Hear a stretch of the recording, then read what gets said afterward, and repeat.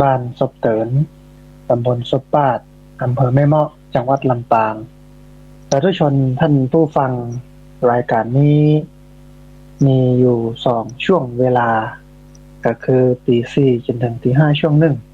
แล้วก็ตี 5ไปจนถึง7 โมงช่วงหนึ่งออกอากาศผ่านทางสถานีวิทยุ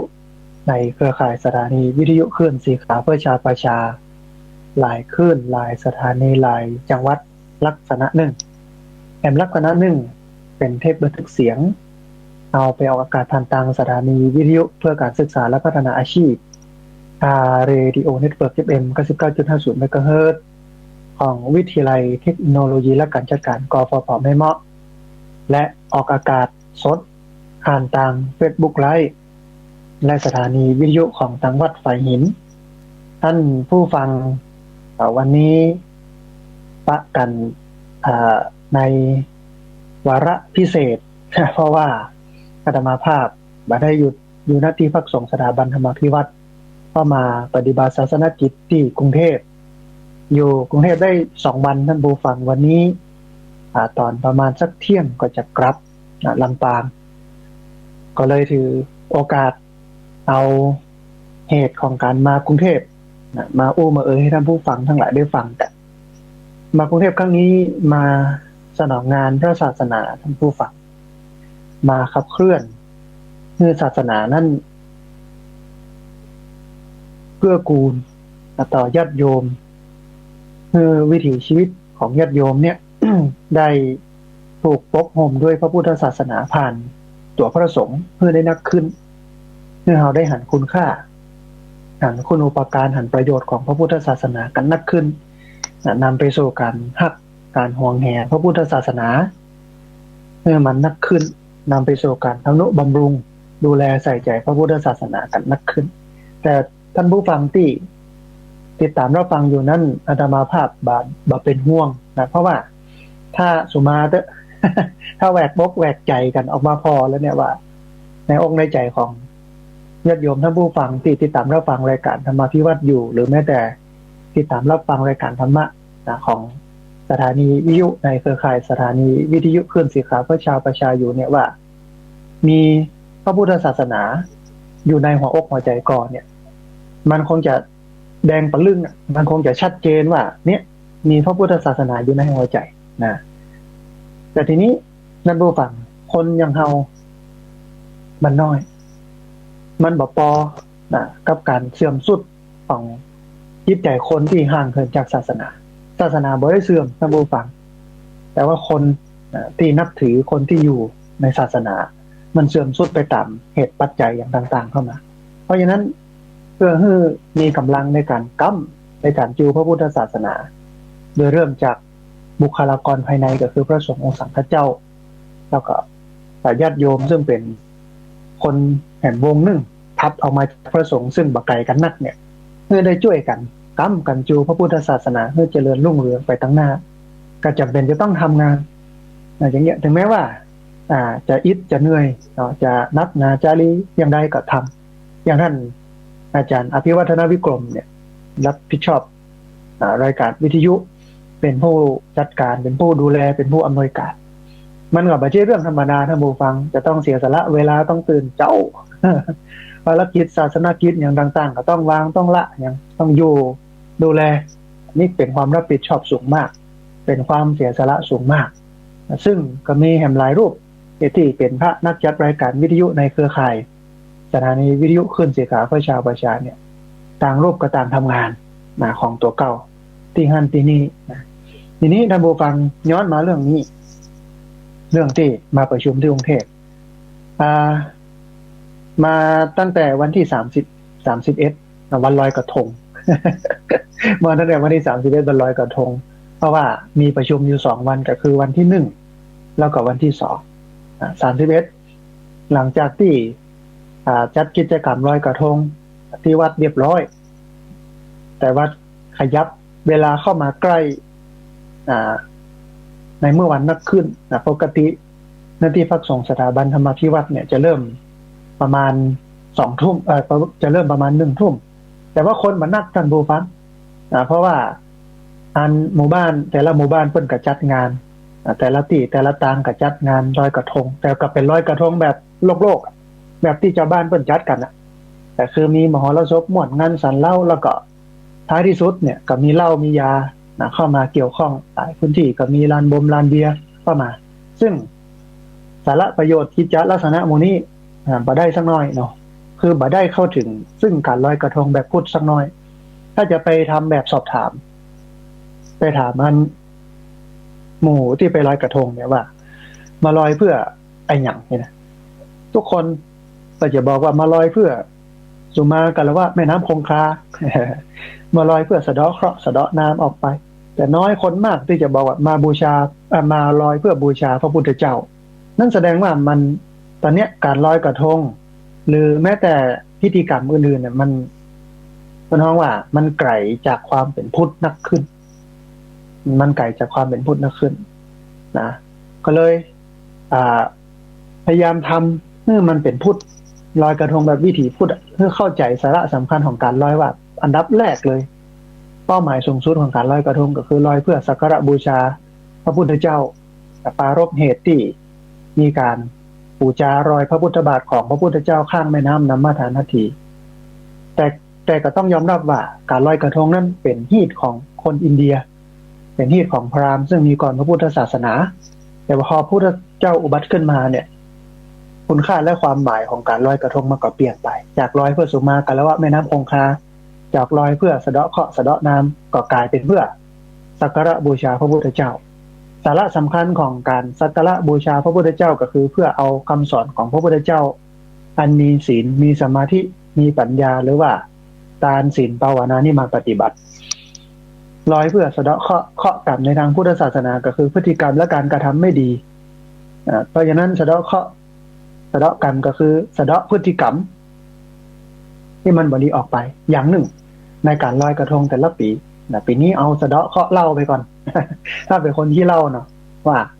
ตั้งแต่บัดนี้เป็นต้นไปข้าพเจ้าบอกดื่มเหล้าขอให้พฤติกรรมการกระทำที่นำไปสู่เคราะห์ก็คือการดื่มเหล้าเนี่ยมันล่องไปกับน้ำไหลไปแบบมีวันหวนคืนเหมือนกับกระทงนี้เนอะอย่าลอยไปอันนี้คือสะเดาะเคราะห์ของแต่แบบพุทธทำได้แต่ถ้าสะเดาะเคราะห์สะเดาะน้ำว่าเคราะห์กรรมความโชคร้ายต่างๆจงไหลไปกับน้ำอันนั้นมันได้ประโยชน์ไม่ได้ผลอย่างสักอย่างไม่เกิดการเปลี่ยนแปลงแล้วก็เพื่อสุมาการว่าแม่น้ำคงคาก็คือเกิดการสำนึกและนึกถึงหรือว่าเกิดได้มีกำกึดว่าต่อไปนี้ข้าพเจ้าจะบัลลังก์แกธรรมชาติแล้วบัดใจสารเคมีบัดทิ้งขยะเหี่ยเบอร์จะประหยัดน้ำจะประหยัดไฟจะปลูกต้นไม้นักขึ้นจะบ่เผาขี้เห่อตอนหน้าหนาวที่มันจะทำให้เกิด PM 2.5 เป็นมลภาวะคือไปทำลายสิ่งแวดล้อมเพราะว่าพระแม่คงคาในทัศนคติของพุทธเนี่ยก็คือสิ่งแวดล้อมไม่ใช่เป็นเทพเจ้าเป็นตัวเป็นตนที่จะมาโดนบันดาลให้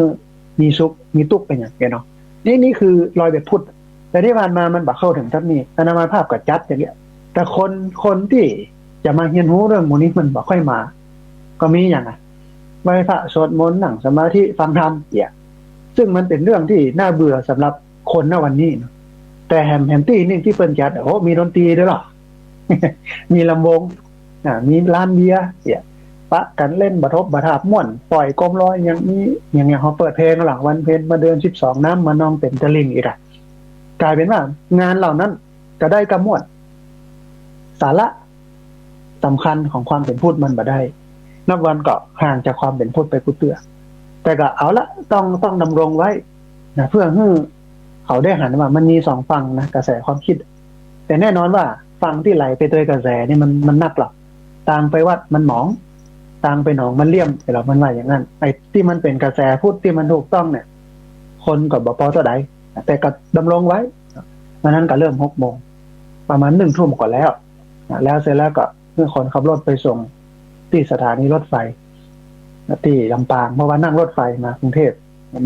มาถึงกรุงเทพแม่เจ้า6 โมงออกจากสถานีรถไฟลำปาง2 ทุ่ม20 นาทีเป็นรถด่วนพิเศษเป็นห้องว่าขบวนอุตรวิถีขบวนที่10เป็นตู้นอนมันก็ได้นอนแต่พอดีมีโยมเพิ่นนอนทั้งรุ่มเป็นโต๊ะจายมี2 ชั้นแล้วก็นอนชั้นบนก็รับ ตั้งแต่อันจำวัดนะตั้งแต่ขึ้นรถไฟก็จำวัดไป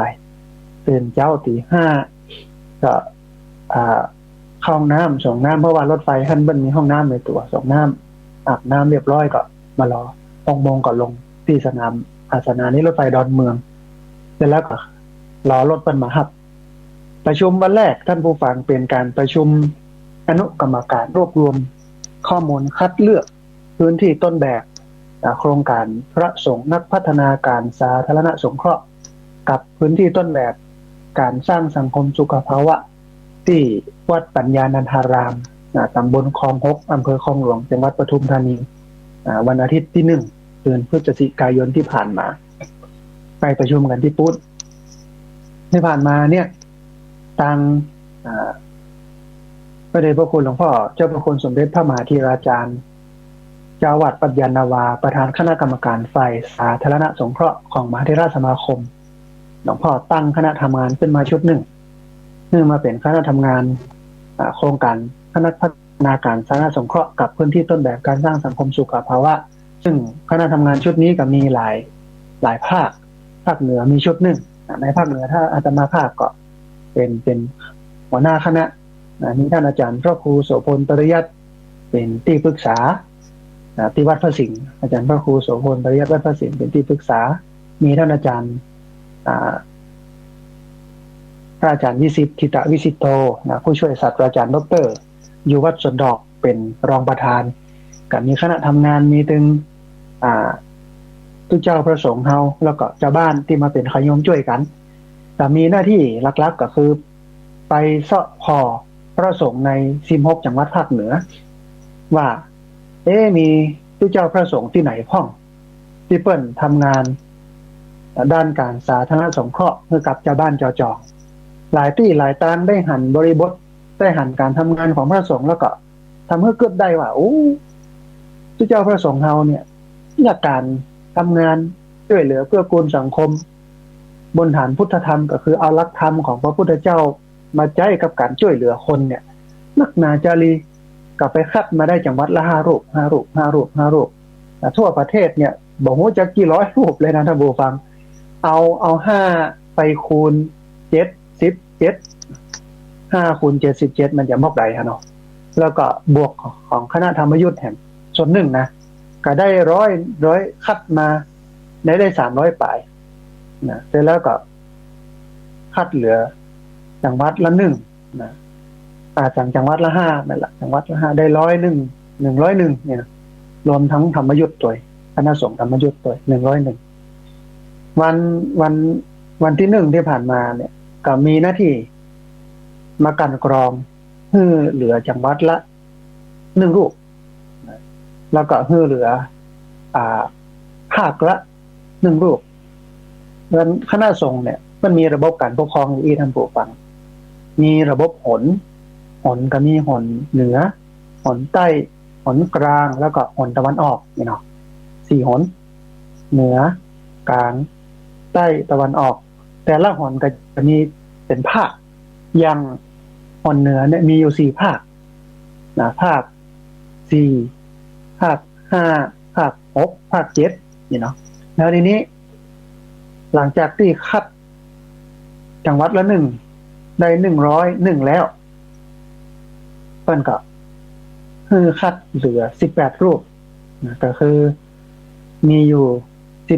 18ภาคการศึกษาภาคการปกครองคณะสงฆ์เอาภาคละ1ภาค7 1 รูปนะภาค7นี่ก็จะมีจังหวัด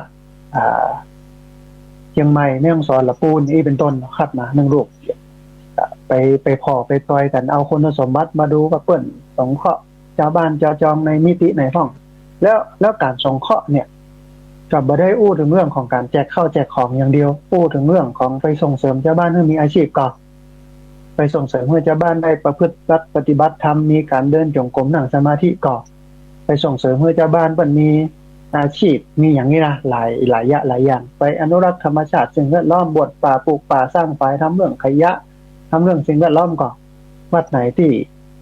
ทำนักก็คะแนนกันนักคัดเลือกกันเพื่อเสนอให้กับ คณะกรรมการใหญ่ที่เพิ่นจะพิจารณา พื่อเหลือหนึ่งเพื่อเหลือหนึ่งซึ่งคณะกรรมการใหญ่ก็มี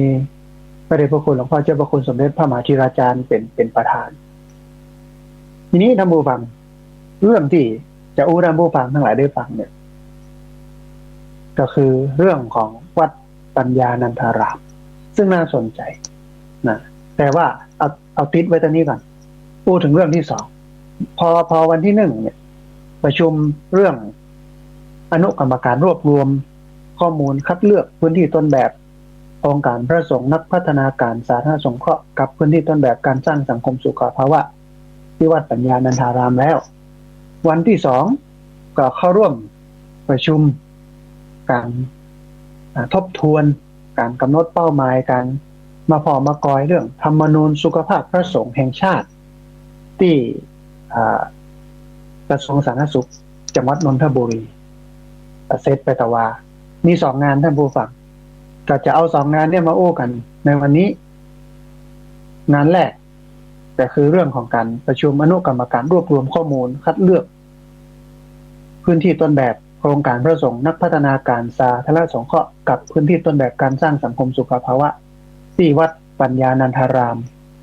ที่จังหวัดปทุมธานีเมื่อวันอาทิตย์ที่1 เดือนพฤศจิกายนที่ผ่านมาแล้วก็วันจันทร์ที่2กับประชุมเรื่องของการทบทวนการขับเคลื่อนธรรมนูญสุขภาพพระสงฆ์แห่งชาติที่กระทรวงสาธารณสุขจังหวัดนนทบุรีนี่คือเหตุปัจจัยที่ได้มาปะกันวันนี้ทีนี้ย้อนมาท่านผู้ฟังย้อนมาเรื่องของวัดปัญญานันทารามน่าสนใจวัดปัญญานันทารามนั้นเป็นวัดที่สร้างขึ้นโดยอาศัยแนวทางของหลวงพ่อปัญญานันทภิกขุที่วัดชลประทานที่วัดชลประทานจังหวัดนนทบุรีเอาแนวทางของหลวงพ่อพุทธทาสที่สวนโมกจังหวัดสุราษฎร์ธานีมาเป็นแนวทางในการสร้างวัดแต่งวัดมาเป็นเอกลักษณ์ของวัดนะถ้าเราเข้าไปเนี่ยเจาะเลาะมาปุ๊บจะได้เจอเจดีย์พุทธคยาเปิ้นน้องวัดถอดแบบเจดีย์พุทธคยาที่ประเทศอินเดียมาไว้ที่หั่นก็เป็นที่น่าปลาปลื้มเนาะเป็นที่น่าดีอกดีใจเพราะว่าองค์ใหญ่แล้วก็เป็นบรรยากาศแบบอินเดียตามเมื่อเฮานั้นกึดเติงหาพระพุทธเจ้าแล้วหน้าหน้าเจดีย์นั่นเนี่ยเจดีย์พุทธคยาเนี่ยจะมีรูปปั้นหลวงพ่อปัญญานันทภิกขุยืนอยู่หั่นน่าสนใจต้นนี้ท่านผู้ฟังฐานที่ตั้งรูปหลวงพ่อปัญญานันทภิกขุมีแผ่นต้นท้องว่าเป็นแผ่นอันสแตนเลส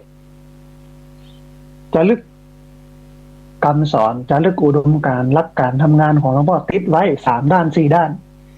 ซึ่งวันนี้จะเอาเรื่องนี้มาท่านผู้ฟังทั้งหลายได้ฟังกันอาตมาภาพไปกราบเจดีย์พุทธคยาที่วัดปัญญานันทารามแล้วก็ทายรูปคำประกาศอุดมการณ์วิธีการเผยแพร่พระพุทธศาสนาอุดมการณ์ของหลวงพ่อปัญญานันทภิกขุมาก็จะเอาเรื่องนี้มาท่านผู้ฟังทั้งหลายได้ฟังกันในวันนี้อันนี้แปะไว้ตรงนี้ก่อนพอเข้าไปในวัดก็ได้สัมผัสถึงบรรยากาศแนวทางของหลวงพ่อปัญญานันทภิกขุกับหลวงพ่อพุทธทาสที่เปิ้นสร้างวัดเปิ้นมาเน้นศิลปะวัฒนธรรมต่อใดแต่เน้นความเรียบง่ายประหยัดประโยชน์เน้นความร่มรื่นความสะอาดวัดต้องสว่างก็คือเปล่งสะอาดก็คือสะอาด สงบก็คือเงียบเข้าไปแล้วเนี่ยมันร่มรื่นบรรยากาศก็เหมือนวัดอุโมงค์แต่ว่าวัดอุโมงค์นี่ค่อนข้างที่จะเป็นป่าหน่อยนึงมันรกมันหกหน่อยนึงมันหกหน่อยนึงแต่ว่าบรรยากาศก็อย่างเดียวกันคือสงบแล้วก็ทำให้เกิดปัญญามีป้ายธรรมะทิศนั่นมีอย่างเงี้ยเข้าไปกับคนนักพอดีไปตรงกับวันติดเปิ้นกำลังจัดกิจกรรมเปิดวัดวันอาทิตย์คนก็ไปฟังเทศน์ฟังธรรม เดินจงกรมนั่งสมาธิกันอ่านแล้วมันม่วนท่านผู้ฟัง มันสงบร่มเย็นโอ้น่าอยู่น่าบ่ฮ้อน แล้วต้นไม้นักร่มรื่นนกหนูหูปีกกันนักแต่ว่าบ่หกจนกระทั่งที่ว่ายุงนักใจอย่างนั้นแล้วก็การกินข้าวการเลี้ยงข้าว ของเบิ้ลเนี่ยญาติโยมไปกินข้าวเนี่ยต้องเหมือนทุกเจ้ามีกะละมังใบหนึ่ง ไปตักอาหารแบบบุฟเฟ่ตักใส่กะละมังมานั่งเรียงกันเป็นแถวมีท่องมีสวดแล้วก็กินกันไปเอาไปล้างไผ่ล้างมันมีการธรรมะมีการเทศน์มีการบรรยายหลายเรื่องหลายอย่างพอแล้วมันม่วนอกม่วนใจท่านผู้ฟังมันกึดตึงหาว่าอันนี้คือพุทธแท้การนั่งรับตาว่ามันจะมันเกิดในบ้านเฮาได้อย่างได้กับบรรยากาศอย่างนี่นะมันก็เป็นเรื่องยากนะเพราะว่ากล้าคนจะไปวัดถึงวันนี้ก็เขียมแล้ว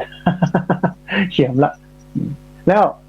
ความเป็นระเบียบเปิ้นมีเนาะการถอดเกือบถอดหยังต่างๆนั่งเป็นแถวเป็นแนวเนาะเอาไปพอวัดเฮาเข้าไปในวิหารเอาตั้งแต่หน้าวิหารบางวัดบ่ได้จัดระเบียบเกือบเพียเบอร์นะท่านผู้ฟังบอกกองเข้าไปในวิหารนั่งก็เป็นระเบียบอย่างวุ่นวายมันวันพระวันศีลมันก็กลายเป็นความวุ่นวายมันเป็นระบบอย่างเปิ้นเนี่ยเป็นระบบเป็นระเบียบเลยเนาะก็ดีไปพอโอ้สว่างสะอาดสงบเนาะเปิ้นจัดเรียบง่ายประหยัดประโยชน์การสร้างวัดสร้างวาเปิ้นก็มีวัตถุถาวรอยู่แต่ว่ามันบ่ต้องสร้างอย่างที่มันแบบอลังการงานสร้างนักหนาจารีแต่ให้มันพอได้อยู่ได้อาศัยเนาะเหมือนมีห้องสมุดอย่างต่างๆคำสอนของหลวงพ่อพุทธทาสคำสอนของหลวงพ่อปัญญานันทภิกขุเนี่ยมันเปิ้นก็ตึงเป็นเอกลักษณ์ของเปิ้นอย่างนั้นอยู่แล้วก็คือเอาหัวใจสำคัญของพุทธศาสนามาตีแผ่อาตมาก็ถือสองรูปนี้ก็คือหลวงพ่อพุทธทาสและก็หลวงพ่อปัญญานันทภิกขุเป็นต้นแบบก็สร้างวัดสร้างวาตามแนวของเปิ้นเรียบง่ายประหยัดประโยชน์สร้างวัดให้เกิดปัญญาเมื่อคนได้มาแล้วก็ได้กำกึดกลับไปได้ความเข้าถึงพุทธศาสนาเนื้อแท้ตัวแท้นักขึ้นทีนี้ท่านผู้ฟังเราลองมาอู้ถึงอันศิลาจารึกที่จริงไม่ใช่แผ่นศิลานะเป็นแผ่นนั้นสแตนเลสที่เปิ้นบันทึกจารึกคำสอนคติธรรมอย่างต่างๆของหลวงพ่อปัญญานันทภิกขุไว้พอดีต้องขออนุญาตอันเปิดพอในโทรศัพท์อันนี้ก็จะให้โทรศัพท์ออกรายการแต่มันมีในคนท้องว่ามีในหูปหั่นขออนุญาตไปพอหูปก่อนอันแรกก็คือมีอุดมการณ์ของหลวงพ่อปัญญานันทภิกขุอุดมการณ์หลวงพ่อปัญญานันทภิกขุเนี่ยเปิ้นได้วางอุดมการณ์ของชีวิตเปิ้นไว้เมื่อวันที่11พฤษภาคม2529ท่านผู้ฟังเปิ้นก็ว่าเราเกิดมาทำไมนี่ล่ะเปิ้นตั้งไว้เลยนะว่าเกิดมาเนี่ยหยังหลายคนก็เมื่อมีคำถามนี้ขึ้นมาเกิดมาเนี่ยหยังหลายคนก็บอกเกิดมาเพื่อทำความดีเกิดมาใส่เวรใส่กรรม ก็ตามที่เราเกิดได้เนาะทีนี้หลวงพ่อเพิ่นก็บอกว่าเกิดมาเพื่อทำให้ชีวิตมีค่าโดยการทำงานเกิดมาเพื่อทำให้ชีวิตมีค่าโดยการทำงานแล้วก็มีบทกลอนของเปิ้นอยู่ตั้งร่วมบอกว่างานคือชีวิตคืองานบรรดาลสุขทำงานให้สนุกเป็นสุขขณะทำงานแล้วก็ฉันอยู่เพื่องานได้ทำงานก็มีความสุขใจ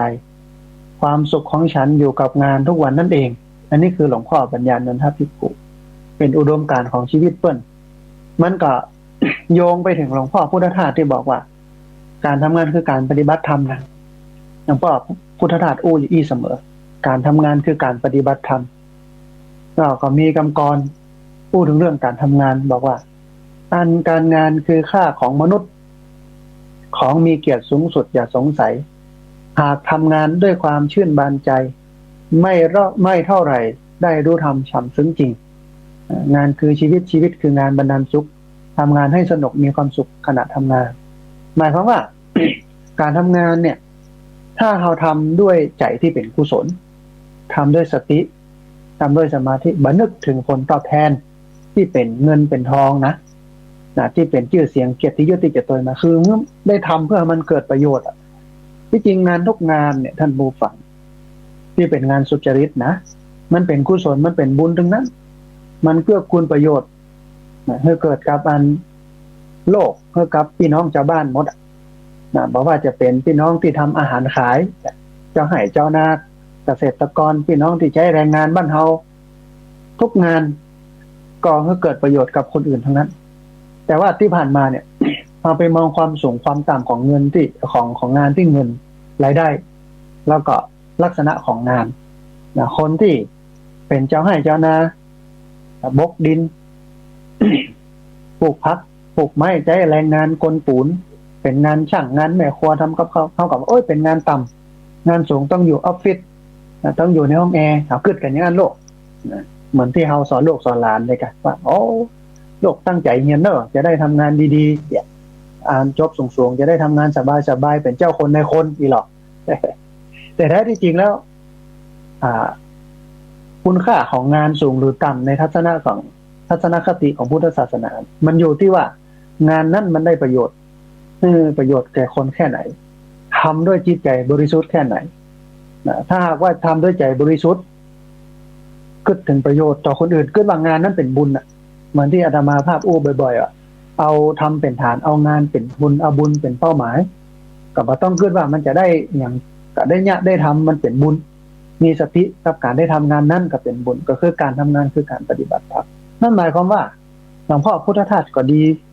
หลวงพ่อปัญญานันทภิกขุก็ดีเพื่อนก็พยายามบอกให้เรารู้ว่าต้องทำชีวิตให้มันมีคุณค่าทำชีวิตให้มันมีประโยชน์ทำชีวิตให้มันมีความหมายด้วยการตั้งใจทำงานทำด้วยสติสัมปชัญญะทำให้มันเกิดประโยชน์เราต้องไปมุ่งหวังว่ามันจะได้ตอบแทนอย่างแต่ถึงแม้ว่าใครจะบ่ชื่นชมใครจะบ่ฮือยังกระทำไปอันนี้คืออุดมคติของเปิ้ลนะแล้วก็เปิ้ลก็พยายามจะสอนให้เราเป็นคนอย่างนั้นเกิดมาเพื่อทำชีวิตให้มีค่าโดยการทำงานงานคือชีวิตคืองานบรรดาลสุขทำงานให้สนุกเป็นสุขขณะทำงานฉันอยู่เพื่องานได้ทำงานมีความสุขใจความสุขของฉันอยู่กับงานทุกวันนั่นเองทันสารคดี ที่รายการคนค้นคนเปิ้นไปทำก็ทำในบ้านปลายของหลวงพ่อละสมัยที่หลวงพ่อยังมีชีวิตอยู่นะคือหลวงพ่อปัญญานี่นะเปิ้นเป็นคนทำงานแต่จัดรายการวิทยุไปเทศไปปาฐกถาถึงแม้ว่านั่งวีลแชร์ก็ยังไปอยู่นะเนี่ยยังไปอยู่หลวงพ่ออยู่วัดชลประทานรังสิตอยู่ที่จังหวัดนนทบุรีแล้วก็หลวงพ่อถ้าอู้ถึงในเขตเหนือเนี่ยวัดอุโมงค์สวนพุทธธรรมที่เชียงใหม่หลวงพ่อก็มาสร้างมาทำกับหลวงพ่อพุทธทาสคือวัดอุโมงค์เนี่ยเป็นวัดที่มีเอกลักษณ์เฉพาะในเรื่องการเผยแผ่พระพุทธศาสนาตามอุดมคติอุดมการณ์ของเพิ่นทีนี้คัดมานะบูฟังเป็นเรื่องของปณิธานชีวิตปณิธานชีวิตของหลวงพ่อปัญญานันทภิกขุตื่นต้นสี่มหาโพธิ์เมื่อปีพุทธศักราช2494นะ2494นะหลวงพ่อได้ปฏิญาณตนว่าพระพุทธศาสนาเป็นคำสอนที่สอนให้ทุกคน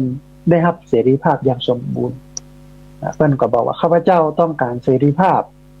จึงพยายามดำเนินชีวิตตามพระองค์เพื่อจุดหมายสองประการก็คือทำตนของข้าพเจ้าเพื่อเป็นไทยและช่วยคนอื่นเพื่อเป็นไทยแห่งตัวนี่คือปณิธานของข้าพเจ้าที่เกิดขึ้นในใจขณะที่ยืนทำการบูชาใต้กวางไม้มหาโพธิ์ณตำบลพุทธคยาในคราวนั้นนั่นหมายความว่าปณิธานชีวิตของหลวงพ่อเนี่ยที่อู้ว่าพระพุทธศาสนาเป็นคำสอนที่สอนให้มนุษย์ได้รับเสรีภาพอย่างสมบูรณ์หลวงพ่อก็ต้องการเสรีภาพก็จึงพยายามดำเนินชีวิตตามพระพุทธเจ้าเพื่อจุดหมายสองประการก็คือทำตัวเก่าเพื่อเป็นไทยแล้วก็ทำให้คนอื่นเป็นไทยตัวนะตั้งปณิธานชีวิตพื้นต้นสีมหาโพธิ์ตำบลพุทธคยาที่ประเทศอินเดียเหมือนกับ ตั้งปณิธานต่อหน้าพระพักตร์ของพระพุทธเจ้าทีนี้มันมีความหมายของคำว่าเป็นไทยท่านผู้ฟังเป็นไทยในที่นี้ของหลวงพ่อพุทธทาสหลวงพ่อปัญญาก็คือเป็นอิสระ จากกิเลสทั้งปวงบัดใจชีวิตหรือบัดดำเนินชีวิตบนฐานของกิเลสคือความโลภความโกรธความหลงมาเป็นฐานเป็นไทยก็คืออิสระจากกิเลสทั้งหลายทั้งปวงทำงานด้วยดำเนินชีวิตหรือว่าทำงานด้วยจิตใจเป็นกุศลบักคิดว่าจะตอบแทนบ่ตอบแทนอย่างไรก็ทำไปทำหน้าที่ทำงานอันนี้เป็นปณิธานของหลวงพ่อพุทธหลวงพ่อปัญญาเสร็จแล้วก็ทำเพื่อคนอื่นเป็นไทยโดยบ่ตกเป็นทาสนะบ่ตกเป็นทาสของกิเลสคือความโลภโกรธหลงมาเป็นหลักนี่คือปณิธานของหลวงพ่อที่ตั้งไว้วันนี้คุณูปการประโยชน์ของหลวงพ่อมีอยู่สูงพอสมควรคนที่ศึกษาคนที่ปฏิบัติฟังปาฐกถาเพื่อแล้วก็ม่วนอกม่วนใจนี่เป็นปณิธานชีวิตทีนี้มันมีอันหนึ่งท่านผู้ฟังก็คือหลักการและกับแผนงานหลักการและแผนงานของหลวงพ่อมีอยู่5ข้อที่หลวงพ่อวางไว้เมื่อปีวันที่11พฤษภาคมปีพุทธศักราช2529ปีพุทธศักราช2529มี5ข้อหลวงพ่อเพิ่นบอกว่าร่างกายชีวิตของพระรัตนตรัยร่างกายชีวิตเป็นของพระรัตนตรัยข้าพเจ้าเป็นทาสโดยสมบูรณ์เป็นทาสของพระรัตนตรัยก็คือพระพุทธพระธรรมพระสงฆ์เป็นทาสในที่นี้ก็คือผู้รับใช้พระศาสนารับใช้พระพุทธรับใช้พระธรรมรับใช้พระสงฆ์โดยการศึกษาปฏิบัติเผยแผ่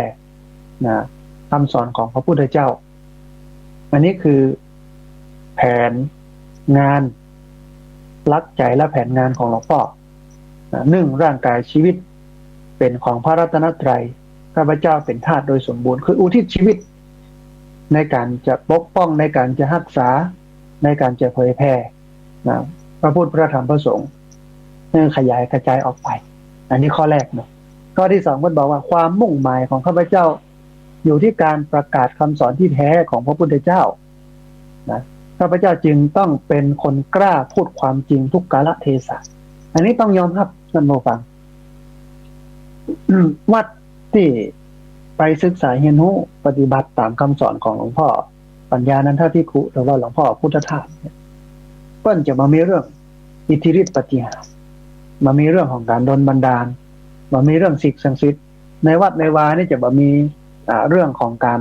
มาทำวัตถุมงคลมีเรื่องของยันต์มีเรื่องของสืบชะตาราศีพิธีกรรมอย่างนี้จะบ่มีเป็นพุทธแท้ที่เอาคำสอนของพระพุทธเจ้ามาปฏิบัติเป็นเรื่องเหตุเรื่องผลเรื่องปัญญาเรื่องกำกึศเรื่องพุทธะที่แท้จริงเรื่องของกรรมฐาน เรื่องวิปัสสนาซึ่งก็เป็นแนวที่ถูกต้องที่สุดท่านผู้ฟังอาตมาภาพสร้างที่พักสงฆ์สถาบันธรรมาภิวัตรก็ได้แนวคิดได้อุดมการณ์ได้อย่างจากตรงนี้เอาไปทำอันที่3ก่อนจะไปอันที่3อันที่2ก่อนหลวงพ่อเพิ่นเป็นคนอู้กล้าแตะทุกกาลเทศะแตะแล้วก็คำอู้เพิ่นเนี่ยมันชัดเพิ่นก็บอกว่าคนที่ไปเชื่อเลิกยามเป็นคนที่โง่อย่างนั้นท่านผู้ฟังเป็นคนที่ไม่มีปัญญาเนี่ยถ้าเขาฟังเพิ่นมันจะชัดกับมันดึงแท้เพิ่นก็บอกว่าดีชั่วอยู่ที่ตัวทำสูงต่ำอยู่ที่ทำตัวเลิกดีไม่ดีอยู่ที่ความพร้อมเนี่ยเพิ่นว่าอย่างนี้เลยงานศพงานซากกระจัดเรียบง่ายประหยัดประโยชน์บ่มีอย่างนักทุกอย่างเป็นเรื่องของการเกิดความเข้าใจแต่เป็นแก่นแท้ของพระพุทธศาสนาเลยทีเดียวอันที่3เพิ่นบอกว่าข้าพเจ้าจักต้องสู้ทุกวิถีทางเพื่อทำลายสิ่งเหลวไหลในพระพุทธศาสนานำความเข้าใจถูกมาให้แก่ชาวพุทธอันนี้เพิ่นทำแต่พิธีกรรมวัฒนธรรมประเพณีอย่างที่มันบัจเจพุทธที่มันไก่ไปจากพุทธอย่างที่ว่าลอยกระทงเนี่ยกันเพิ่นก็กำชับเพื่อมันเข้าเป็นพุทธอันนี้พุทธแต่อันนี้บัดแต่ท่านผู้ฟังจะสังเกตเวลาอาตมาภาพเทศบรรยายที่ผ่านมาก็พยายามจะอู้ลักพวกหมู่นี้เป็นลักพยายามจะตีความเพื่อมันเป็นพุทธพยายามจะเอาลักการของพุทธแท้เข้ามาใส่ให้เขารู้ว่าอย่างแท้อย่างปลอมอย่างควรปฏิบัติบอกควรปฏิบัติหลวงพ่อ แต่ว่าอาตมาภาพยังบักกล้าพอเหมือนหลวงพ่อ หลวงพ่อมันกล้าพอที่จะจะทำนะแต่บางเรื่องอาตมาภาพนี่ก็หยวนรับตาข้างหนึ่งพอให้มันไปด้วยกันได้เหมือนสมัยพุทธกาลสมัยที่พระพุทธเจ้าตรัสรู้เนี่ยตรัสรู้ท่ามกลางศาสนาพราหมณ์ ท่ามกลางศาสนาพราหมณ์ซึ่งศาสนาพราหมณ์ก็เป็นศาสนาหลักถ้าอู้ถึงเปอร์เซ็นต์เนี่ย90%เป็นพราหมณ์แล้วอีก100%เป็นพราหมณ์พระพุทธเจ้าเกิดขึ้นมาเริ่มจาก1%เป็นพุทธคือพระตัวพระองค์เองจาก1ก็เป็น5ไปสู่ปัญจวัคคีย์จาก5ก็เป็น1,250 รูปเนี่ยจนกระจายไปทั่วแต่อย่ามาครอบคลุมอินเดียนั่นผู้ฟังนะณวันนี้นะแต่ก่อนหน้านั้นอ่ะสมัยนั้นก็ครอบคลุมหมดครอบคลุมอินเดียหมดสมัยพระเจ้าอโศกมหาราชสมัยณปัจจุบันนี้กลายเป็นว่าประเทศอินเดียมีชาวพุทธประมาณ40 ล้านนะถ้าเอามาเทียบกับประเทศไทยประชากร77 ล้านเนี่ย40 ล้านหนึ่งได้ธรรมดานะผู้ฟังแต่พอไปเทียบกับประชากรอินเดียเป็นพันล้าน ประชากรพันล้านเรามีแค่40 ล้านเนี่ยชาวพุทธแล้ว40 ล้านเนี่ยปัญญาชนน้อยมากคืออินเดียเพิ่งกับแบ่งวรรณะเนาะนะกษัตริย์พราหมณ์แพทย์สูตรส่วนใหญ่ก็เป็นพวกสูตรพวกจันทานก็คือชนชั้นต่ำของอินเดียนักมาก40 ล้านเนี่ยนะแล้วก็เพิ่งก็นับถือพราหมณ์นับถือศาสนาอื่นนักกว่าอย่างเงี้ยแต่ว่าพุทธเจ้าเนี่ยเวลาประกาศศาสนาเนี่ยพระองค์ก็ใช้หลักการ2 อย่าง1ปฏิรูปอันไหนที่มันพอเข้ากับคำสอนของพุทธศาสนาให้กับปฏิรูปอย่างการจุดธูปเทียนนี่ก็เป็นการปฏิรูปที่จริงพุทธมีการจุดธูปเทียนบูชาพระรัตนตรัยแต่ว่าอินเดียฮีตของอินเดียเนี่ยเปิ้นใจไฟเป็นสื่อเปิ้นใจน้ำเป็นสื่อไปถึงเทพเจ้าเปิ้นพระพุทธเจ้าก็ให้ความหมายเช่นเอาละตั้งโต๊ะหมู่บูชารูปเคารพกับที่มีสมัยพุทธกาลพระพุทธรูปเองก็สร้างขึ้นมาหลังจากที่พระเจ้าปรินิพพานแล้วหลายปีสมัยแต่ก่อนมันมีรูปเคารพแต่ถ้าจะทำเป็นสัญลักษณ์ก็มีรอยพระพุทธบาทกับธรรมจักรและกวางหมอบรูปธรรมจักรหรือว่าหินแกะหินสลักเป็นรูปธรรมจักรและกวางหมอบแค่นั้นนะพระพุทธรูปแบบนี้พุทธรูปนี่มาทีหลังพุทธรูปนี่มาทีหลังเพราะว่าอิทธิพลของกรีกโรมันเริ่มเข้ามาในอินเดียก็เลยสร้างรูปเคารพพระพุทธรูปองค์แรกเนี่ยเหมือนหน้าเหมือนฝรั่งห่มผ้าเหมือนเทพเจ้ากรีกอย่างใดอย่างนั้นอย่างใดอย่างนั้นเลยนั้นนี่คือการเผยแพร่พุทธศาสนาอย่างแรกก็คือปฏิรูปไหนที่มันพอเข้ากันได้ก็ปฏิรูปปรับเปลี่ยนเช่นจุดธูปเทียนบูชาพระรัตนตรัยเทียน2 เล่มบูชาพระธรรมและพระวินัยผู้ธูป3 ดอกบูชาคุณของพระพุทธเจ้า3 อย่างพระปัญญาคุณพระมหากรุณาธิคุณพระบริสุทธิคุณอีกเป็นต้นเนาะเรื่องของพระพรหมซึ่งเป็นเทพเจ้าในศาสนาพราหมณ์ฮินดูพระเจ้ากับปฏิรูปมาเป็นพรหมวิหาร4ก็คือเมตตากรุณามุทิตาอุเบกขาพระพรหมในทัศนคติของพุทธบรรพเทพเจ้าแต่เป็นธรรมะ4 ข้อนี้อย่างนี้เป็นต้นนี่คือปฏิรูปแต่อันไหนที่มันคัดกันกับหลักการของพุทธศาสนาโดยสิ้นเชิงพระเจ้ากับปฏิวัติมาเอาเลยเปลี่ยนใหม่เลยใส่ความหมายใหม่เลยเอาอันใหม่เลยสถาปนาอันใหม่เลยอันเก่าล้มไปนี่คือการเผยแพร่พุทธศาสนาท่านหลวงพ่อปัญญาก็เป็นอย่างนั้นแต่ต้นเน้นเรื่องของปฏิวัติคำสอนมันมีการประพรมน้ำมนต์เปิ้นจะบ่มีเรื่องการเตรียมรถเตรียมลาเปิ้นกับนี้ก็คือมันตั้งอยู่บนเหตุผลดีชั่วอยู่ที่การกระทำของเฮาเลิกยามมันอยู่ที่พฤติกรรมการกระทำของเฮาเอาความพร้อมเข้าว่าอย่างนี้เนาะบรรยากาศของวัดปัญญานันทารามบรรยากาศของวัดชลประทานวังสฤษฎ์บรรยากาศของสวนโมกที่สุราษฎร์ธานีและวัดสาขาแนวนี้ก็เป็นอย่างนี้ซึ่งเนี่ยเป็นแนวพุทธโดยแท้ท่านผู้ฟังเป็นแนวพุทธโดยแท้กราบพระพุทธรูปเพิ่มกระตึงสอนว่าพระเจ้าไม่ใช่สิ่งศักดิ์สิทธิ์เอากราบไม่ใช่กราบเทพพระพุทธเจ้าไม่ได้เป็นเทพแต่พระพุทธเจ้าเองก็เป็นมนุษย์คนหนึ่งที่ศึกษาและปฏิบัติธรรมจนเป็นแบบอย่างที่ดีที่สุดในเรื่องพฤติกรรมการกระทำเรื่องคำสอนเพราะนั้นเวลากราบพระพุทธเจ้าเนี่ยไม่ได้กราบในฐานะที่เป็นสิ่งศักดิ์สิทธิ์แต่กราบในฐานะที่เป็นต้นแบบเพื่อเป็นแรงบันดาลใจของเราเพื่อเราปฏิบัติเหมือนพระองค์ก็คือเอาคำสอนของพระองค์มาปฏิบัติ เปิ้นสอนแนวนี้ซึ่งเป็นแนวพุทธโดยแท้ นะอาตมาชอบใจขนาดก็เลยเอามาเนี่ยมาทำนะที่พักสงฆ์สถาบันธรรมาภิบาลแต่กันเนี่ยมาได้เกินนึงเปิ้นมาถึงเซี่ยวเปิ้นเพราะกำลังนะอย่างมันน้อยก็ทำไปตามที่ทำได้ทีนี้ อันข้อที่สี่ของเปิ้นบอกว่าข้าพเจ้าไม่ต้องการอะไรเป็นส่วนตัวนอกจากปัจจัยสี่เพื่อพอเลี้ยงอัตภาพเท่านั้นผลประโยชน์อันใดที่เกิดขึ้นจากงานของข้าพเจ้าสิ่งนั้นเป็นของงานที่เป็นของส่วนรวมต่อไปนั่นหมายความว่าการอย่างที่เกิดขึ้นจากการได้ทำงานก็ขอให้เป็นมรดกของโลกเป็นสมบัติของศาสนานี่ยังเป็นส่วนตัวอย่างนี้เป็นต้นข้อห้ามันบอกว่าข้าพเจ้าถือว่าคนประพฤติชอบตามหลักธรรมเป็นผู้ร่วมงานของข้าพเจ้านอกจากนี้ไม่ใช่นะข้าพเจ้าถือว่าคนประพฤติชอบตามหลักธรรมเป็นผู้ร่วมงานของข้าพเจ้านอกจากนี้ไม่ใช่หลวงพ่อก็ชัดเจนว่าเอาละหมู่ที่กึศและปฏิบัติอย่างเงี้ยเป็นหมู่ไอ้คนที่กึศและปฏิบัติแบบอยู่ในธรรมวินัยนะก็ไม่ใช่คนร่วมงานต้องมายุ่งอย่างกันถ้าคนกระตังอยู่คนที่กึศอย่างนี้ปฏิบัติมานี้นะเปิ้นก็มีแบบนะมีแนวน่าสนใจท่านผู้ฟังที่เล่าให้ท่านผู้ฟังทั้งหลายได้ฟังเนี่ยตามอย่างของหลวงพ่อปัญญานันทภิกขุก็คืออุดมการณ์ชีวิตรักใจและแผนงานรวมไปถึงปณิธานชีวิตคือมันทำให้เราหันหลังเพราะมีหลวงพ่อพุทธทาสมีหลวงพ่อปัญญานันทภิกขุเขาเลยเข้าใจหลักธรรมที่เป็นแก่นแท้ของพระพุทธศาสนาแก่นแท้ของพระพุทธศาสนาเขาเลยเข้าใจเรื่องมูลนี้ถ้าหากว่าบ่มีสององค์นี้เป็นหลักสองรูปนี้เป็นหลักเขาก็คงบ่เข้าใจพุทธศาสนาในเชิงลึกท่านหลวงพ่อพุทธทาสซึ่งเป็นสหายธรรมเป็นศิษย์พี่ศิษย์น้องของหลวงพ่อปัญญานันทภิกขุเนี่ยสองรูปเนี่ย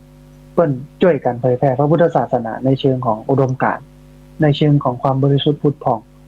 นำไปสู่ให้คนได้ประพฤติปฏิบัติถ้าเป็นเรื่องวัตถุมงคลไอ้ไข่นี่นะเปิ้นจะขนาดนักกับเรื่องอย่างอี้นะเปิ้นจะไม่ใช่ว่าโจมตีเปิ้นก็จะชี้ชัดเจนว่ามันผิดอย่างนั้นมันผิดอย่างอี้แล้วอู้ชัดไปกว่านั้นว่าโง่เนี่ยไปกราบไปไหว้รูปอย่างนี้แน่นอนถ้าเปิ้นยังอยู่นะเฉพาะที่ผ่านมามันก็มีวัตถุมงคลลักษณะนี้เกิดขึ้นแต่เปิ้นก็ชี้ชัดเจนรูปบ่ได้มีความอัศจรรย์บรรลึกกันยังนอกจากธรรมะของพระพุทธเจ้าเท่าอันที่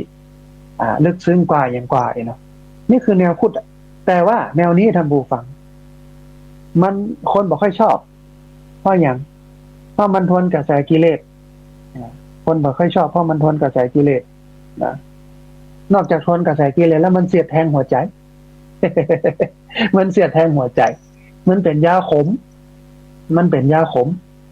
ธรรมะของพระพุทธเจ้าเป็นยาขมมันทวนกระแสกิเลสอย่างที่บอกมันตัวกระแสกิเลสมันสบายหรอกแต่ถ้าทวนเมื่อใดมันจะรู้สึกลำบากอันนี้ก็เหมือนกันมันเป็นยาขมมันเสียดแทงหัวใจนะ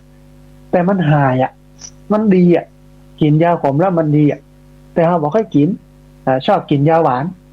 ต่อไปเอามา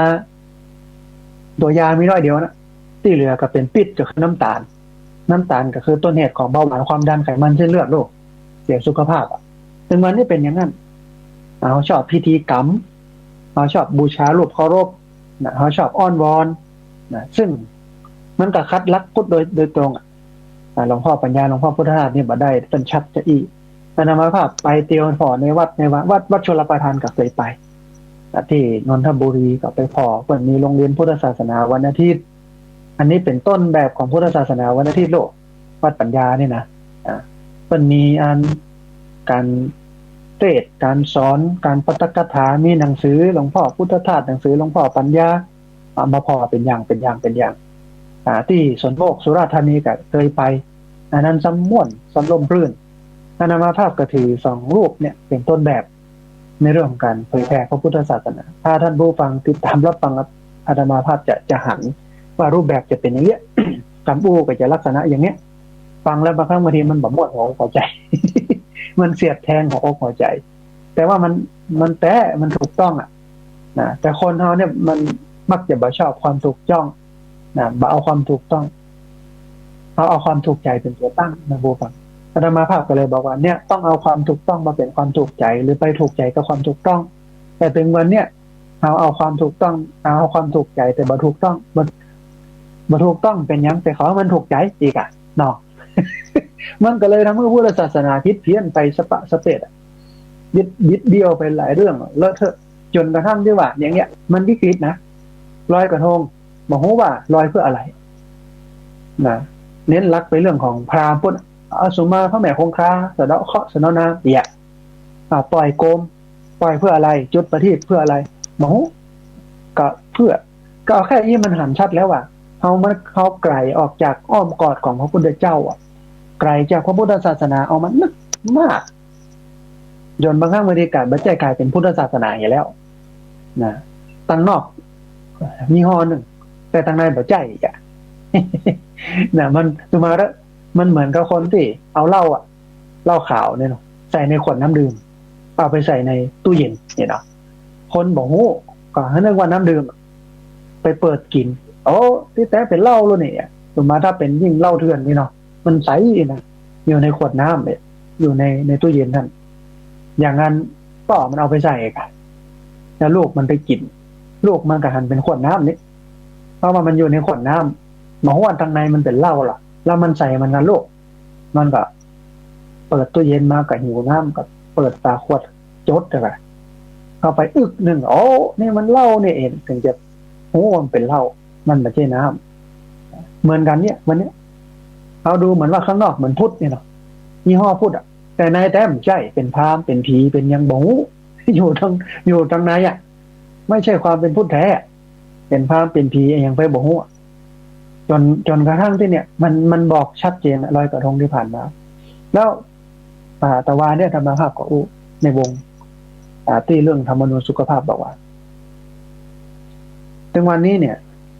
วันสำคัญนะพระพุทธศาสนาคนไปทำบุญน้อยตามบ้านนอกของนาเฮานี่นะวิสาขะมาฆะอาสาฬหะเนี่ยคนไปทำบุญน้อยแต่เข้าพรรษาออกพรรษาไปเยอะแต่ที่นักก็คือวันที่เกี่ยวข้องกับผีตายนะคนจะไปนักขนาดที่ผ่านมานี่12 เปงทำบุญเป็นตะพีตาลอุทิศบุญไปให้กับคนตายผีตายเก่าเท่าเดิมเนี่ยโอ้ยคนจะนักคืออันอย่างที่มันได้ประโยชน์กับตัวเองเนี่ยไปถึงญาติพี่น้องเกี่ยวกับผีตายมันจะนักแต่ถ้าเกี่ยวกับพุทธศาสนาโดยตรงว่าจะเป็นวิสาขะมาฆะอาสาฬหะคนจะน้อยนั่นมันบอกถึงวิกฤตนะท่านผู้ฟังกระแสของการไปเคารพนับถือไอ้ไข่ในเชิงไอ้ไข่เป็นเทพเจ้านี่ก็เป็นวิกฤตศาสนาการลอยกระทงโดยบ่งหูถึงคุณค่าและความหมายของการลอยกระทงกระทั่งที่ว่าปักใจเชื่อว่าคิดว่าเข้าใจว่าการลอยกระทงคือการสุมากาละวะพระแม่คงคาอันนี้ก็เป็นวิกฤตของพุทธศาสนาวิกฤตของพุทธศาสนากระแสไอ้ไข่ก็เป็นวิกฤตพุทธศาสนาการไปวัดมุ่งตรงไปสู่คนตายมากกว่าจะเอาของไปถวายให้พระสงฆ์ได้ครบได้ฉันเพื่อให้เปิ้นมีกำลังในการศึกษาและปฏิบัติธรรมมองข้ามพระสงฆ์ไปกึศถึงคนตายพุ่นนะเวลาเอากับเข้าไปตามพระพุทธเจ้าก็ต้องเอาเป็นของที่พ่อแม่พี่น้องปู่ย่าตายายเขามักเขาชอบมาได้กึศถึงพระสงฆ์แต่แท้ที่จริงกันตานขันเข้าถวายสังฆทานก็คือการถวายของให้พระสงฆ์ได้ครบได้ฉันและอุทิศบุญให้กับคนตายของที่เอาไปตานมันก็ต้องเป็นของที่เหมาะสมสำหรับพระสงฆ์เนี่ยคือเปิ้นฮ้องว่าปรากฏการณ์ที่มันเกิดขึ้นแบบนี้มันทำให้เราหันว่ามันวิกฤตแล้วพุทธศาสนาเพราะฉะนั้นอาตมาภาพไปครั้งเนี้ยนะไปประชุมที่วัดปัญญานารามนั่นก็ได้ทำให้เราได้กำลังใจ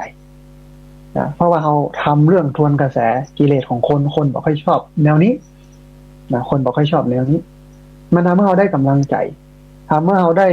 พลังในการจะมาทำงานต่อว่าเราก็มีต้นแบบที่เปิ้นทำไว้มีพระพุทธเจ้าเป็นเก้าเป็นประธานลองมากับมีหลวงพ่อพุทธทาสมีหลวงพ่อปัญญานันทภิกขุที่เปิ้นทำเมื่อเราหันที่เปิ้นกล้าทำเปิ้นกล้าอู้เรื่องเหล่านี้บักกลัวกระแสของกิเลสของคนมากระทบบักกลัวเรื่องคนบักค่อยชอบค่อยหมแล้วคนบักมากินมาตานว่าเป็นครูบาอาจารย์ที่น่าเคารพท่านผู้ฟังคนเข้าใจกับเรื่องนี้มันน้อยนะอย่างที่ว่านะต่างไปวัดมันหมองต่างไปหนองมันเลี่ยมต่างที่จะปาไปในเชิงของพราหมณ์ของผีนะมันชอบแต่พุทธที่มันเป็นพุทธแท้ซึ่งไม่ได้ประโยชน์จริงนะมันก็น้อยวันนี้พุทธศาสนาก็เหมือนว่าข้างนอก เป็นขวดน้ำตังในเป็นเหล้าคือตังในเนี่ยบัดแท้มากขึ้นเพราะฉะนั้นนั้นผู้ฟังจะให้ดีเขาต้องรักษาความเป็นพุทธแท้เอาไว้เนาะเอาละเหลือแล้วพอเวลาแล้วเหลือเวลาประมาณสัก10 นาทีพอดีวันนี้มีเรื่องเล่านัก ก็เลยให้เวลาในการเปิดสายญาติโยมน้อยเพราะฉะนั้นท่านผู้ฟังที่ฟังอยู่ทางบ้านจะโทรเข้ามาระบุรวมเอ่ยกันจะโทรเข้ามาร่วมแสดงความคิดความเห็นกันเรียนเชิญเจริญพรด้วยโทรเข้ามาที่เบอร์064 728 2899เบอร์064 728 2899บอกว่าจะฟังกันนักกันน้อยแค่ไหนอย่างใดสัญญาณชัดบ่ชัดอย่างใดก็เรียนเชิญเจริญพรเนอะโทรเข้ามาที่เบอร์064 728 2899เบอร์064 728 2899เขายังมี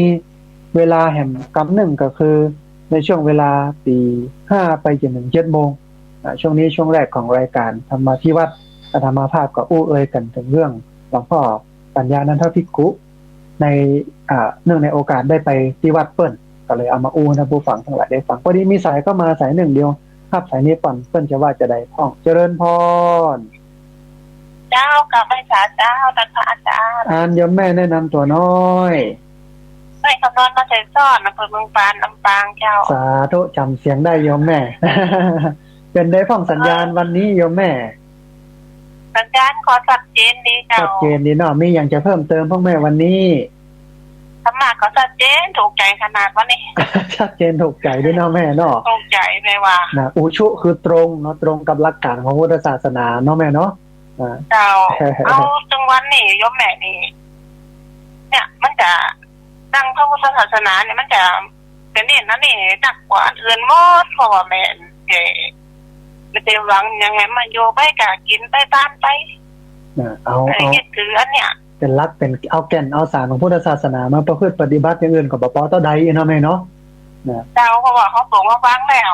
โอ้อย่างเงี้ยถูกต้องเป็นแนวเป็นทางคือบางครั้งแม่ก็สอบพอนะแม่สอบพอ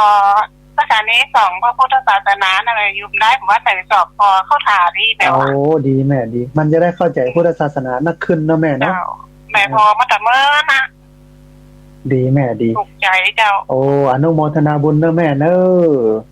เจ้าสาธุอนุโมทนาบุญนะพี่น้องลำปางวันนี้มาเป็นสายแรกเลยไม่คำนวณเจ้ซ้อนเมืองปานจังหวัดลำปางพอดีมีสายเข้ามาเดิมสายเรื่องเดียวครับสายนี้ก่อนเปิ้ลจะว่าจะได้พ้องเจริญพร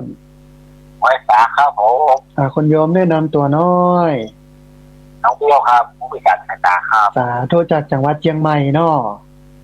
ครับสัญญาณเป็นได้พ้องวันนี้กรุงเทพวันนี้บ่ตกนะโยมเบี้ยวเชียงใหม่เป็นได้พ้องสัญญาณชัดเจนดีก่อชัดเจนครับแต่ว่าตกเป็นวันที่เนาะอ๋อฝนตกอยู่เนาะวันนี้มีอย่างจะเพิ่มเติมพ้องมันได้แต่ไม่ค่อยมีอย่างแล้วครับเพราะว่ามัน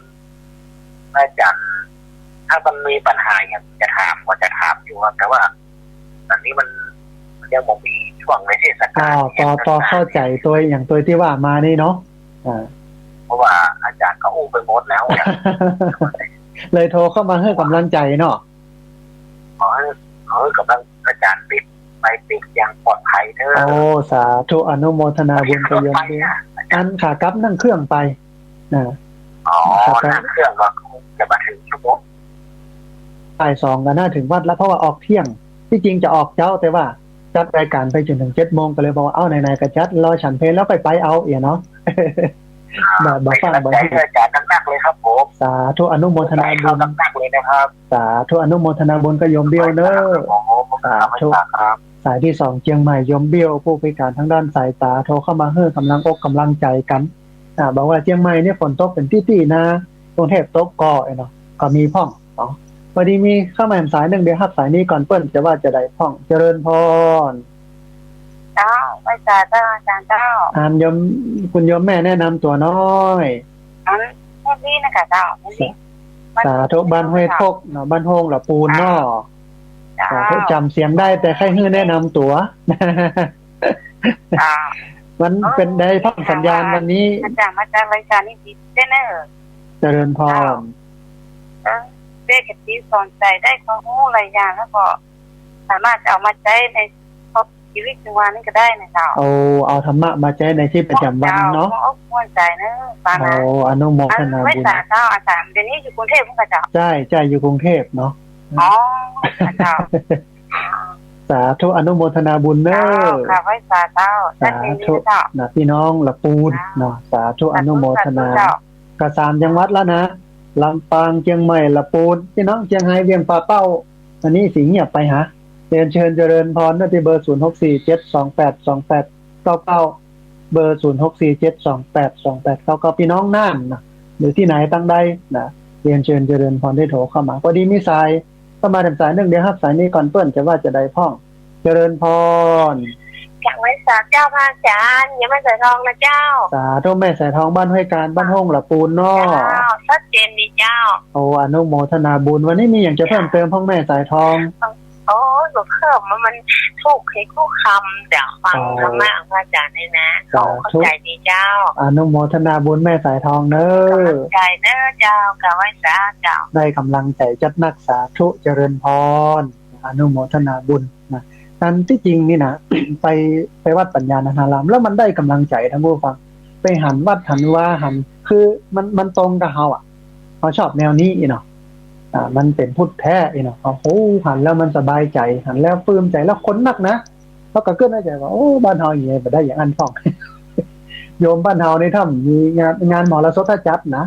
ถ้ามีมวยมีลำวงนี่ใช่มาเนี่ย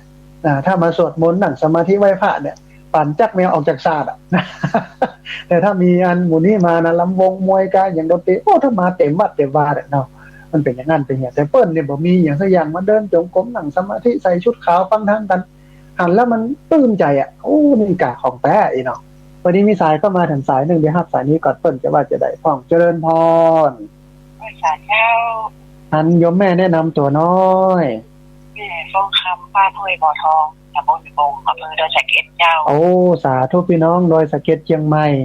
สัญญาณเป็นได้พ่อแม่วันนี้ ชัดเจนดีเจ้า ชัดเจนนี่เนาะ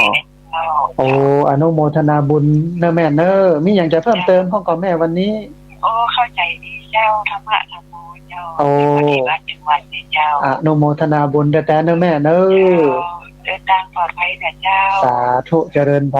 ร ใจเจ้า อนุโมทนาบุญสาธุ เจ้า เอาละท่านผู้ฟังเรือแลพอเวลาคงจะยุดหักสายไว้แต่เพียงเท่านี้เพราะว่าเวลาหมดแล้วเขาจะปะกันให้ใหม่เนอะในช่วงที่2ของรายการก็คือช่วงตี 5ไปจนถึง 7 โมงแม่เจ้าอันนี้อาตมาภาพพระสาธิตธีระปัญโยผู้อำนวยการสถาบันธรรมาภิวัตรต้องเอารายการนี้จากลาท่านผู้ฟังทั้งหลายไปก่อนครับขอบพระคุณพระเถรานุเถระครูบาสังฆทุกรูปที่เกี่ยวข้องกับการจัดรายการวิทยุในทุกส่วนทุกฝ่ายอนุโมทนาบุญกับเจ้าของเครื่องเจ้าของสถานีที่รับสัญญาณเอาไปออกอากาศส่งไปใช้เสียงอนุโมทนาบุญกับทุกคนทุกท่านที่ติดตามรับฟังแล้วก็ทุกคนทุกท่านที่โทรเข้ามาสุมาภัยกับท่านที่โทรเข้ามาแล้วบ่ได้รับสายโทรเข้ามาแล้วบัดติดก็ดีต้องขอสุมาภัยสัพพพุทธานุภาเวนะด้วยเดชเดชะอนุภาพของพระพุทธเจ้าสัพพธรรมานุภาเวนะด้วยเดชเดชะอนุภาพของพระธรรมเจ้าสัพพสังฆานุภาเวนะด้วยเดชเดชะอนุภาพของพระสังฆเจ้าศรัทธาสุทธิพระวันตุเตขอความสุขความเจริญในธรรมจงบังเกิดมีแด่บรรดาศรัทธาสาธุชนทุกคนทุกท่านตลอดการเป็นนิจเทินเจริญพร